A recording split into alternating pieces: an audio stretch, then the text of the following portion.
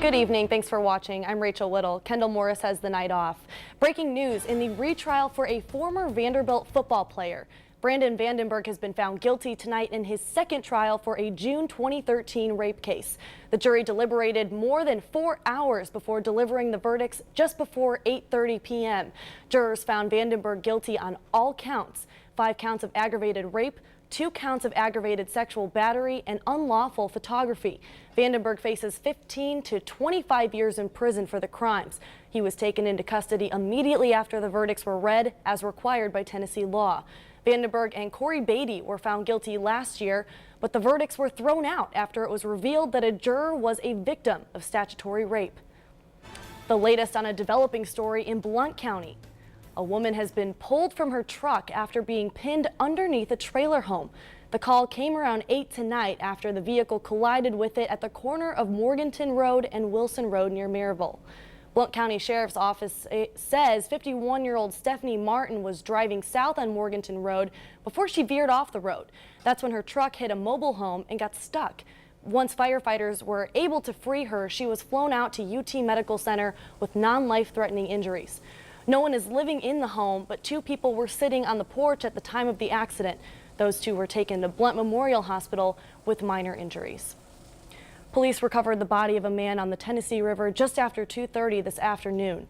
The body was found near the Rivertown apartment complex. Late last night, a couple friends had gone to the bluffs overlooking the river, where they consumed alcohol and later became separated.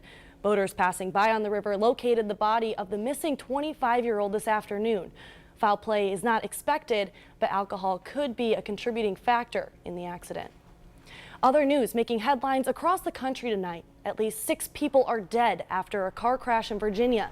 A van carrying 16 people was heading north on Interstate 95 when it ran off the road and came back across 2 travel lanes, hitting another car. The car spun out and the van flipped over about 6 times. Police say 6 passengers, including a child, died at the scene. The driver and 9 other passengers were taken to the hospital with serious injuries. Police say no one in the van was wearing a seatbelt, and the driver of the car was not hurt. A mother is being hailed a hero after she fought off a mountain lion that was attacking her 5-year-old son. It happened last night around 8 in Pitkin County, Colorado, about 10 miles northwest of Aspen. The boy was playing outside when he suddenly started screaming. The mother ran to her son and pulled the wild animal off of him. The boy was struck in the face, head, and neck and is listed in fair condition. His mother hurt her hand and legs but was quickly released from the hospital. Authorities killed the mountain lion in the front yard of the family's home. Hundreds showed up to Orlando City Hall today to pay respects to the slain victims. 49 wreaths are on display outside the government building. People have been stopping by all week, leaving things like candles and rainbow-colored posters. Local motorcycle clubs also showed up today to act as a buffer in case protesters from Westboro Baptist Church appeared. Church members demonstrated outside one of the victims' funerals this week, but no one from the church showed up at City Hall today. Cities around the country hosted Pride festivals today as well. It's one of the biggest celebrations of the LGBT community. But this year's event carries a different tone, as this comes a week after a gunman opened fire, killing 49 people at a gay nightclub in Orlando. Among the bright colors and music was the obvious presence of law enforcement. Police were stationed every few feet with officers patrolling on bicycles as they increased security to ensure a safe environment. While they weren't visible to the crowd, KPD says SWAT teams and undercover officers were also in place. The police did their job as the parade came to a close without any incidents, letting folks like Jacqueline Levy focus on the joy of the event and remembering the fallen in Orlando. The celebrations came to a close at World's Fair Park around 8 o'clock tonight, but Pride Fest will continue next week with a mass on Tuesday. East Knoxville community members launched a new celebration honoring the historic and tourist areas of City District 1. The event, called We Love District 1 Day, included tours of the Knoxville Botanical Gardens, Arboretum, and farms, along with face painting and other booths for entertainment. Mayor Tim Burchett and State Representative Joe Armstrong also came out to recognize community dignitaries and the history of District 1.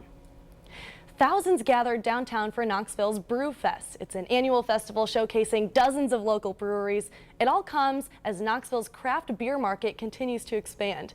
10 News reporter Rashad Hardnett joins us live from the city's newest Schultz Brow. And Rashad, local brewers are excited for the future of the industry.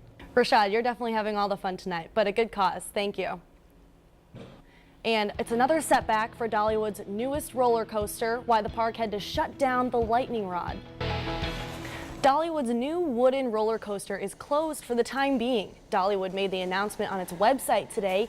The park says the closure came about after its manufacturer initiated a recall on one of the coaster's mechanical parts. Park officials haven't said when they expect the coaster to reopen. Along with Pride Fest, Knoxville hosted another special celebration today.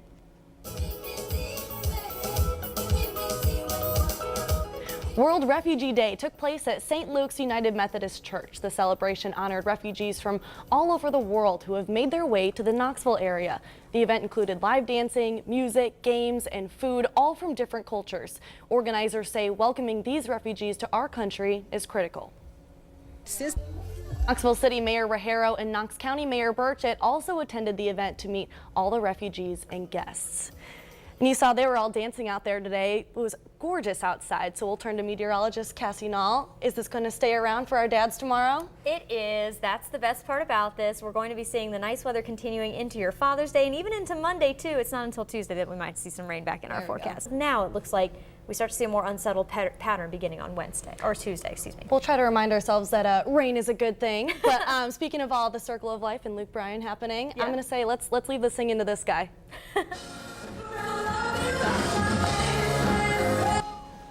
Harlan, Kentucky's Jordan Smith is bringing his North American tour to East Tennessee this weekend. Here's video of The Voice winner's performance Thursday night in Lexington. Tonight he'll be in Chattanooga. Then on Sunday, Jordan comes to Knoxville for a sold-out show at the Bijou Theater. It's the final stop of his current tour. It's also a big day for recruiting for Tennessee football as dozens of the country's top recruits made their way to Rocky Top today. Find out how many have committed to the Big Orange next in sports. And by the way, Coach Fulmer says he thinks the Vols can win the East this year. I think everybody believes him here in Knoxville. I don't think anyone would doubt him, ever. That looked like a fun day. And after the break, we've got lots of details on the special deals happening around town for Father's Day. Stick around. With Father's Day tomorrow, several East Tennessee restaurants have special offers and freebies to help enjoy the big day. Shoney's is offering all dads a free slice of pecan pie to celebrate Father's Day. Firehouse Subs is showing thanks to dads by offering a free medium sub with the purchase of an additional sub, chips, and a medium drink. Hooters has a buy one get one deal for Father's Day. Any 10 wings and dad will get a 10 free boneless wings with the purchase of a beverage. Members of Club Crystal get a special members only freebie for Father's Day, a free spicy chick or regular chick with a regular purchase, and we'll have lots more details listed on our website. Looks like the dads are totally set when it comes to food this weekend. Definitely. I know my dad's at a Cubs game right now in Chicago, so he's already enjoying. He's doing. Can't beat that. I know. The best Father's Day thing Wrigley ever. Field Go is to great, Wrigley. and the weather is going to be great this weekend. Yeah, the weather's going to be awesome for tomorrow. I mean, I know my dad for Father's Day is going to want to sit in his chair and do nothing all day. That's his goal. But I know other dads around here are going to want to be out and about, maybe grilling, maybe doing some outdoor plans. And the good news is the weather will be fantastic. Much like today, we'll see highs back in the mid 80s.